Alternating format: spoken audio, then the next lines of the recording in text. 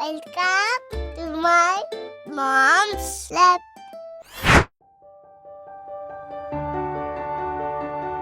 আজ তোমাকে একটা গোলাপ ও একটা ক্যাকটাসের গল্প বলি।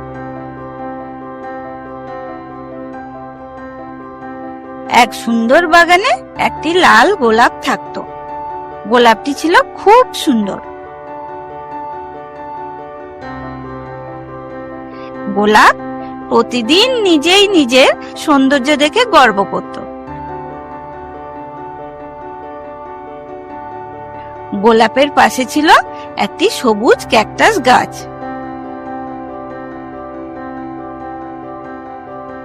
গোলাপ বলতো, তুমি কত কুৎসিত, তোমার গায়ে শুদ্ধ কাটা।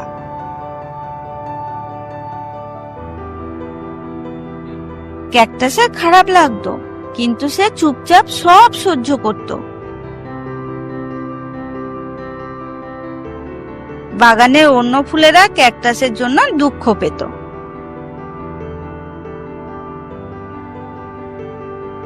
একদিন সূর্যমুখী ফুল বলল, শুধু দেখতে সুন্দর হলেই হয় না, ভালো মনও দরকার। কিন্তু গোলাপ কারো কথা শুনলো না। কিছুদিন পরে এলো গরমকাল। অনেক দিন বৃষ্টি হলো না, বাগান শুকিয়ে যেতে লাগলো। গোলাপেরও পাপড়ি শুকিয়ে যেতে শুরু করলো। জল না পেয়ে সব গাছ কষ্ট পাচ্ছিল। গোলাপ খুব দুর্বল হয়ে পড়ল। ক্যাকটাসের কিন্তু কিছুই হলো না, কারণ সে নিজের শরীরে জল জমিয়ে রাখতে পারে। একদিন গোলাপ দেখলো কয়েকটি চড়ুই পাখি ক্যাকটাসের কাছে উড়ে যাচ্ছে। পাখিরা ক্যাকটাসের ভেতর জমে থাকা জল খেতে লাগলো।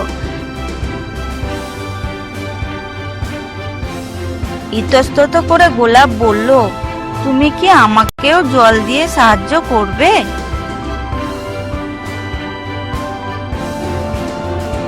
ক্যাকটাস মিষ্টি হেসে বলল, অবশ্যই, আমাদের সবাইকে সাহায্য করাই তো উচিত।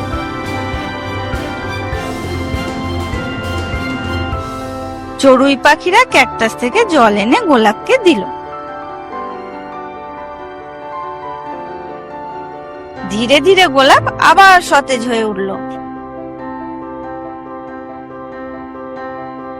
সেদিন থেকে গোলাপ শিখলো, কাউকে চেহারা দেখে বিচার করা উচিত নয়। সত্যিকারের সৌন্দর্য হলো দয়া আর সাহায্য করার মন।